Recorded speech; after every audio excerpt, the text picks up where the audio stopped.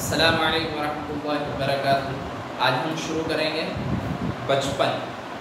अब बचपन, मेरा भी बचपन गुजरा है, आपका बचपन गुजर रहा है, आपके मम्मी पापा यानी अम्मी अब्बू का भी बचपन गुजरा होगा और आपके दादा दादी का बचपन भी गुजरा होगा। कभी हमारे दिमाग में ये ख्याल पैदा होता है कि अम्मी अब्बू कैसे रहे होंगे, हमारे दादा दादी कैसे रहे होंगे, वो क्या क्या करते होंगे, वो कैसे खेलते होंगे, उनके क्या मतलब पूरे दिन में वो क्या क्या कर। इसके बारे में आज जो हम पाठ पढ़ने जा रहे हैं इसमें सारी डिटेल है। यानी जो ये लिख रही हैं कृष्णा सोबती जो हैं वो अपने बचपन के बारे में लिखती हैं और बड़ी डिटेल में लिखती हैं। आप इसको पढ़ेंगे तो शायद अपने और अपने दादा दादी के बचपन को कंपेयर कर पाएंगे। चलिए अब हम शुरू करते हैं चैप्टर को। बचपन। मैं तुम्हें अपने बचपन की ओर ले जाऊंगी। मैं तुमसे कुछ इतनी बड़ी हूँ कि तुम्हारी दादी भी हो सकती हूँ, तुम्हारी नानी भी, बड़ी बुआ भी, बड़ी मौसी भी। परिवार में मुझे सभी लोग जीजी कहकर पुकारते हैं। यह बचपन की ओर ले जाऊंगी यानी बचपन के बारे में बताऊंगी। हाँ, मैं इन दिनों कुछ बड़ा यानी उम्र में सयाना महसूस करने लगी हूँ। सयाना जो है उसको कहा जाता है जो अपने आप को ज़्यादा अक्लमंद कहे। तो यहाँ ये कह रही हैं कि अब मैं बड़ा यानी सयाना महसूस करने लगी हूँ, यानी खुद में बुढ़ापा आ गया। शायद इसलिए कि पिछली शताब्दी में पैदा हुई थी। अब शताब्दी कहते हैं 100 साल को और दशक कहते हैं 10 साल को। ठीक है, शताब्दी 100 साल को और दशक 10 साल को। आगे बढ़ते हैं। मेरे पहनने ओढ़ने में काफ़ी बदलाव आए हैं। पहले मैं रंग बिरंगे कपड़े पहनती रही हूँ। रंग बिरंगे, नीला, जामुनी, ग्रे, काला, चॉकलेटी, ये इस तरह के कलर मैं पहना करती थी। आगे कहती है, अब मन कुछ ऐसा करता है कि सफ़ेद पहनो, गहरे नहीं हल्के रंग। सफ़ेद पहनने से उनका मतलब है कि गहरे कलर ना हो बल्कि हल्के रंग ज़्यादा उन्हें पसंद आने लगे हैं। अब मैंने पिछले दशकों में यानी 10 साल को दशक कहा जाता, तो इन्होंने कहा है दशकों यानी कुछ दशकों में, मान लो 20 साल, 30 साल, 40 साल, कुछ दशकों में तरह तरह की पोशाकें पहनी हैं। पहले फ्रॉक, फिर निकरवॉकर, स्कर्ट, लहंगे, गरारे और अब चूड़ीदार और घेरदार कुर्ते। बचपन के कुछ फ्रॉक तो मुझे अब तक याद हैं। हल्की नीली और पीली धारी वाला फ्रॉक, गोल कॉलर और बाजू पर गोल कफ, एक हल्के गुलाबी रंग का बारीक चुन्नटों वाला घेरदार फ्रॉक, नीचे गुलाबी रंग की फ्रिल। उन दिनों फ्रॉक के ऊपर की जेब में रुमाल और बालों में इतराते रंग बिरंगे रिबन का चलन था। यानी उन दिनों क्या चलन था, जैसा आज के वक्त में चलन चलता ना कि अभी तो कुछ वक्त पहले वो कहते हैं ना जो बड़े कपड़े मीन्स गर्ल्स में, बॉयज़ में नए फैशन चलते हैं, उससे चलन कहा जाता है। अब हम इसमें बात करते हैं। उन दिनों फ्रॉक के ऊपर की जेब में रुमाल और बालों में इतराते रंग बिरंगे रिबन का चलन था। यानी उस दौर में रिबन का बांधना और जेब में रुमाल, ये उसका चलन था। लेमन कलर का बड़े प्लेटों वाला गर्म फ्रॉक जिसके नीचे फर टकी थी, यानी जो 2 ट्यूनिक भी याद हैं। फर कहते हैं जो एक के ऊपर एक कपड़ा चढ़ाया जाता है उसको टांगना, फिर उसको टकी थी। 2 ट्यूनिक भी याद हैं, एक चॉकलेट रंग का और अंदर की कोटी पियासी, दूसरा गिरे और उसके साथ सफ़ेद कोटी। ये कपड़ों के बारे में डिस्कस कर रही थी अब तक। अब आगे, मुझे अपने मोज़े और स्टॉकिंग भी याद हैं। बचपन में हमें अपने मोज़े खुद धोने पड़ते थे, वो नौकर या नौकरानी को नहीं दिए जा सकते थे, इसकी सख्त मनाही थी। यानी हम बच्चे इतवार की सुबह इसी में लगते थे। धो लेने के बाद अपने अपने जूते पॉलिश करके चमकाते। जब जूते कपड़े या ब्रश से रगड़ते तो पॉलिश की चमक उभरने लगती। यानी या तो कपड़े से रगड़ते थे या ब्रश से जब उन्हें रगड़ना शुरू कर रगड़ते तो पॉलिश के ज़रिए उन पर चमक आनी शुरू हो जाती थी जूतों पर।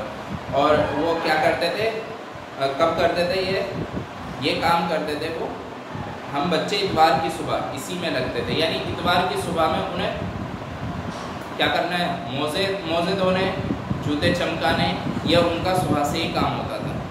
आगे लिखती हैं, जब जूते कपड़े या ब्रश से रगड़ते तो पॉलिश की चमक उभरने लगती। सरवर, मुझे आज भी बूट पॉलिश करना अच्छा लगता है। हालांकि अब नई नई किस्म के शू आ चुके हैं, शू यानी जूते आ चुके हैं।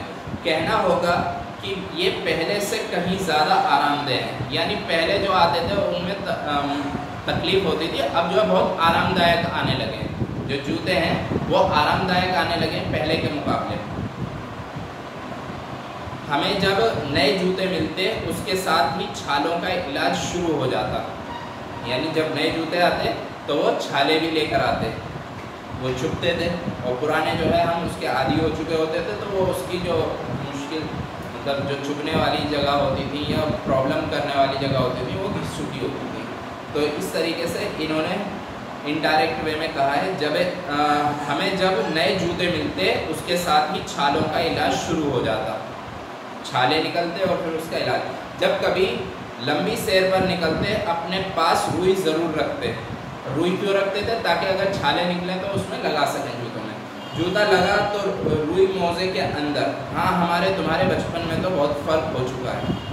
और हाँ, ये बात सही है, आज के वक्त में ऐसा नहीं करते, बल्कि अच्छी क्वालिटी के जूते ले लेते हैं और फिर जो है वो आरामदेह होते हैं। तो उसमें हमें रुई रखने की ज़रूरत नहीं होती है।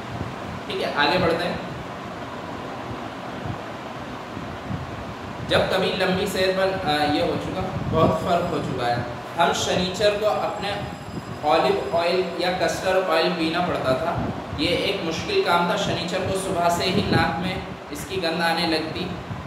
यानी ऑयल था कुछ किसी तरीके से बनाया जाता था और वो उन्हें पीना पड़ता था। छोटे शीशे के गिलास जिन पर ठीक खुराक के लिए निशान पड़े रहते थे, उन्हें देखते ही मितली होने लगती, यानी बुरा लगने लगता। मुझे आज भी लगता है कि अगर हम ना भी पीते वो शनिवारी दवा तो कुछ ज़्यादा बिगड़ने वाला नहीं था, सेहत ठीक ही रहती। यानी वो सेहत को सुधारने के लिए यानी बेहतर रखने के लिए वो पिया जाता था। लेकिन वो कहती हैं कि अगर हम वो शनिवार वाली जो दवा थी, अगर हम उसको ना भी पीते तो भी उससे सेहत पर ज़्यादा फर्क नहीं पड़ता। तो मैं बताऊंगी कि हमारे समय और तुम्हारे समय में कितनी दूरी हो चुकी है, यहाँ तक कि बचपन की दिलचस्पियाँ भी बदल गई हैं। जो बचपन में हमारी दिलचस्पियाँ थी और आज की जो दिलचस्पियाँ हैं वो डिफरेंट हैं, वो बताती हैं आगे। याद रहे उन दिनों कुछ घरों में ग्रामोफोन थे, रेडियो और टेलीविज़न नहीं थे। यानी ये बहुत पुरानी बात है, जब रेडियो और टेलीविज़न दोनों ही नहीं थे। यानी रेडियो भी नहीं था और टेलीविज़न भी नहीं था घरों में, सिर्फ क्या होते थे, ग्रामोफोन थे। हमारे बचपन की कुल्फ़ी आइसक्रीम हो गई है, कचौड़ी समोसा पेटीज में बदल गया है। यानी जो बचपन में कुल्फ़ी कही जाती थी, आज के वक्त में क्या कहा जा रहा है, उसको आइसक्रीम कहा जा रहा है। और आगे कहती हैं कचौड़ी और समोसा। जो कचौड़ी और समोसा ख़ास तौर पे खाए जाते थे, आज के दौर में वो पेटीज में बदल गए हैं। शहतूत और फालसे और खसखस के शरबत, खसखस का शरबत कोक पेप्सी में है। यानी जो शहतूत खाते थे, फालसे खाते थे पेड़ों से तोड़ तोड़ के, अब वो दौर गुजर चुका। या खसखस का शरबत पीते थे, उसकी जगह किसने ले लिए, पेप्सी ने या कोक ने। कोक पेप्सी ने उसकी जगह ले लिए। उन दिनों कोक नहीं, लेमनेड विम्टो मिलती थी। यानी कोको कोला का ज़माना नहीं था उस वक्त, कोक नहीं थी, वो क्या थी, लेमनेड विम्टो मिलती थी। लेमनेड या विम्टो मिलती थी, और जो शायद आपने भी देखी हो, कंचे में कंचा लगा हुआ होता था, उसको खोलना पड़ता था। आपने देखी हो ना देखी हो। फिर शिमला और नई दिल्ली में बड़े हुए बच्चों को वेंगर्स और डेविको रेस्तरां की चॉकलेट और पेस्ट्री मज़ा देने वाली होती। हम भाई बहनों की ड्यूटी लगती शिमला मॉल से ब्राउन ब्रेड लाने की। यानी शिमला और नई दिल्ली में बड़े हुए बच्चों को वेंगर्स और डेविको रेस्तरां की चॉकलेट और पेस्ट्री मज़ा देने वाली होती थी। हम भाई बहनों की ड्यूटी लगती शिमला मॉल से ब्राउन ब्रेड लाने की। हमारा घर मॉल से ज़्यादा दूर नहीं था, एक छोटी सी चढ़ाई और गिरजा मैदान पहुंच जाते, यानी गिरजाघर था रास्ते में और एक छोटी सी चढ़ाई थी, वहाँ से एक उतरते और मॉल पर कन्फेक्शनरी काउंटर पर तरह तरह की पेस्ट्री और चॉकलेट की खुशबू मन भावनी। हमें हफ्ते में एक बार चॉकलेट खरीदने की छूट थी। सबसे ज़्यादा मेरे पास ही चॉकलेट टॉफ़ी का स्टॉक रहता था, यानी जमा कर लेते थे। मैं चॉकलेट लेकर खड़े खड़े कभी ना खाती, यानी सब बच्चे क्या करते हैं, चॉकलेट खरीदी फ़ौरन खाना शुरू कर देते हैं, वो ऐसा नहीं करती थी। खड़े खड़े कभी ना खाती, घर लौटकर साइड बोर्ड पर रख देती और रात के खाने के बाद बिस्तर में लेटकर मज़ा ले खाती। शिमला में काफिल भी बहुत याद आते हैं। काफिल शायद एक काफिले के लिए कहा है। खट्टे, अच्छा कोई चीज़ है, खट्टे मीठे, कुछ एकदम लाल, कुछ गुलाबी, रस भरी कसमल, सोच कर ही मुंह में पानी भर आता है। ये खाने की चीज़ें हैं सारी, जिन्हें सोचकर मुंह में पानी भरा है। चेस्टनट एक और गजब की चीज़, आग पर भूने जाते और फिर छिलके उतारकर मुंह में, यानी वहाँ की अभी हम उसमें पढ़ रहे थे, कौन से सब्जेक्ट में पढ़ रहे थे कि खाने अलग अलग तरह के, साइंस जब हम पढ़ रहे थे उसमें क्या था, अलग अलग तरह के, यानी अलग अलग जगहों के अलग अलग खाने। तो अभी यहाँ शिमला की बात चल रही है, तो शिमला के खाने भी अलग अलग हैं, डिफरेंट हैं, जिनके बारे में हम पूरी अच्छी तरह से नहीं जानते। ठीक है, कुछ खाने वहाँ के स्पेशल होंगे जो सिर्फ वहीं होंगे, तो उनके बारे में हम नहीं जान पाएंगे। यानी हम जान तो सकते हैं, नॉलेज तो हासिल कर सकते हैं, लेकिन हमें मालूम नहीं होता अक्सर। ठीक है, तो क्योंकि हर इलाके का, हर जगह का अलग अलग खान पान होता है। चलिए आगे बढ़ते हैं। चने जोर गरम और अनारदाने का चूर्ण। हाँ, चने जोर गरम की पुड़िया तो तब थी, वो अब भी नज़र आती है। पुराने कागज़ों से बनाई हुई इस पुड़िया में निरा हाथ का कमाल है। नीचे से तिरछी लपेटते हुए ऊपर से इतनी चौड़ी कि चने आसानी से हथेली पर पहुंच जाएं। यानी वो गोल कागज़ को गोल घुमाया जाता और ऐसे जैसा आइसक्रीम कोन होता है ऐसा बनाकर चने जो है दिए जाते थे। चने जोर गरम उसका नाम मतलब रख दिया गया था। बाबू में लाया चना जोर गरम, बाबू में लाया मज़ेदार चना जोर गरम। उन दिनों स्कूल के हर बच्चे को आता था। ये गाना था जब मूवी में आया था, तो उसमें ये बताती हैं कि स्कूल में हर बच्चे को वो गाना आता था। कुछ बच्चे पुड़िया पर तेज़ मसाला बरकवाते, पूरा गिरजा मैदान घूमने तक ये पुड़िया चलती। एक एक चना पापड़ी मुंह में डालने और कदम उठाने में एक खास ही ले रफ्तार थी, यानी दाना उठाना और कदम के साथ आगे बढ़ना। छुटपन में हमने शिमला रिज पर बहुत मज़े किए हैं, घोड़ों की सवारी की है। शिमला के हर बच्चे को कभी ना कभी ये मौका मिल ही जाता था। हम जाने क्यों घोड़ों को कुछ कमतर करके समझते, उन पर हंसते। ननिहाल के घोड़े खूब हृष्ट-पुष्ट और खूबसूरत। उनकी बात फिर कभी, यानी उनकी बात अगर करेंगे तो बहुत लंबी बात हो जाएगी। यहाँ भी बहुत लंबा वीडियो कंप्लीट हो चुकी है, 13 मिनट से ज़्यादा। आगे बढ़ते हैं। शाम को रंग बिरंगे गुब्बारे, सामने जाखू का पहाड़, ऊंचा चर्च की घंटियाँ बजती तो दूर दूर तक उनकी गूंज फैल जाती। लगता इसके संगीत से प्रभु यीशु स्वयं कुछ कह रहे हैं। सामने आकाश पर सूर्यास्त हो रहा है, गुलाबी सुनहरी धारियाँ नीले आसमान पर फैल रही हैं। दूर दूर फैले पहाड़ों के मुखड़े गहराने लगे और देखते देखते बत्तियां टिमटिमाने लगीं। रिज पर की रौनक और माल की दुकानों की चमक के भी क्या कहने। स्कैंडल पॉइंट की सभी से की भीड़ से उभरता कोलाहल, यानी कोलाहल कहते हैं आवाज़ है, जो scandal point server scandal point के ठीक सामने उन दिनों एक दुकान हुआ करती थी, जिसके शोरूम में शिमला कालका ट्रेन का मॉडल बना हुआ था। इसकी पटरियां, उस पर खड़ी छोटे छोटे डिब्बों वाली ट्रेन और एक और लालटीन की छत वाला स्टेशन और सामने सिग्नल देता लंबा खंबा, थोड़ी थोड़ी दूर पर बनी सुरंगें, पिछली सदी में तेज़ रफ्तार वाली गाड़ी वही थी। कभी कभी हवाई जहाज़ भी देखने को मिलते। दिल्ली में जब भी उनकी आवाज़ आती, बच्चे उन्हें देखने बाहर दौड़ते।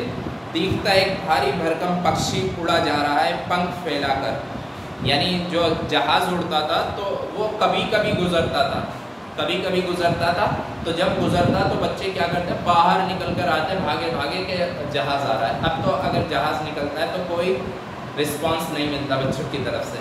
तो ये बदलाव है, क्योंकि वो पहले एक अजूबे की तरह देखा जाता था, आज के वक्त में आम हो गया है। और ऐसा समझते थे कि बहुत भारी भरकम पक्षी जो है उड़कर जा रहा है। आगे बढ़ते हैं।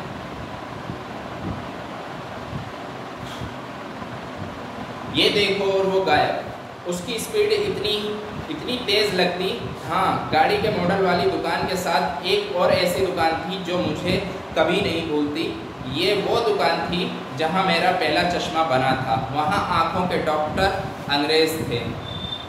शुरू में चश्मा लगाना बड़ा अटपटा लगा। छोटे बड़े मेरे चेहरे की ओर देखते और कहते, आँखों में कुछ तकलीफ़ है, इस उम्र में ऐनक, दूध पिया करो। मैं डॉक्टर साहिब का कहा दोहरा देती, कुछ देर पहनोगी तो ऐनक उतर जाएगी।